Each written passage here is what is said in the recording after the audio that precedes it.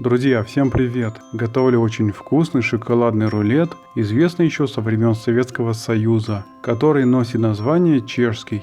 Я решил исполнить этот десерт в кето-варианте, без сахара и без пшеничной муки. Рулет получается очень мягкий, с ярким вкусом шоколада, а его приготовление займет совсем немного времени. Давайте готовить. В яйца добавляю подсластитель и соль. Вымешиваю на высоких оборотах миксера, чтобы подсластитель полностью растворился. Добавляю растительное масло, льняную муку, какао-порошок, разрыхлитель и ванилин. Перемешиваю миксером. Противень хорошо смоченный водой, застилаю пекарской бумагой. Выкладываю все тесто, распределяю равномерно тесто по всей площади противня. Чем лучше смочен водой противень, тем стабильнее пекарская бумага держится на нем и не отходит при распределении теста. Противень с тестом убираю в заранее разогретую до 170 градусов духовку на 15 минут.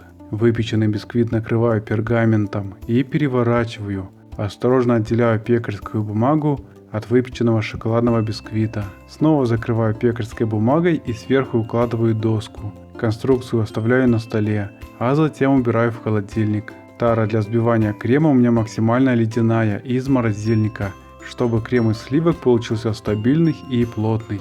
Подсластитель я предварительно пробил в блендере до мелкой пудры, чтобы он полностью растворился в сливках. В холодные сливки добавляю подсластитель и какао-порошок. Вымешиваю миксером до получения стабильного крема. Также подсластитель можно измельчить в кофемолке. Вот такой стабильный крем, который устойчиво держится на венчиках миксера, получился.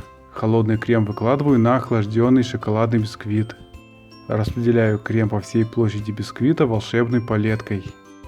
Осторожно сворачиваю шоколадный бисквит с кремом в рулет. Фиксирую пергаментом или тефлоновым ковриком и в таком виде убираю в холодильник. Для приготовления глазури в растопленный шоколад добавляю сливочное масло. Перемешиваю, чтобы масло полностью растворилось в шоколаде.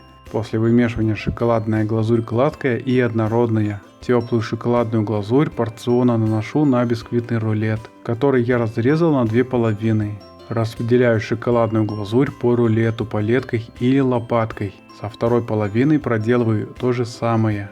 Убираю рулет в холодильник минимум на 3 часа. Чешский кето-рулет ничем не уступает традиционному рецепту.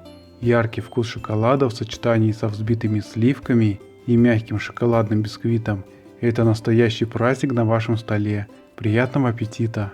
Чешский шоколадный кето-рулет получился очень вкусный. Понравится всем, кто придерживается низкоуглеводного питания, либо кто ограничивает глютен в своем рационе. Готовьте, как ты сказала? Готовьте с удовольствием. Готовьте с удовольствием.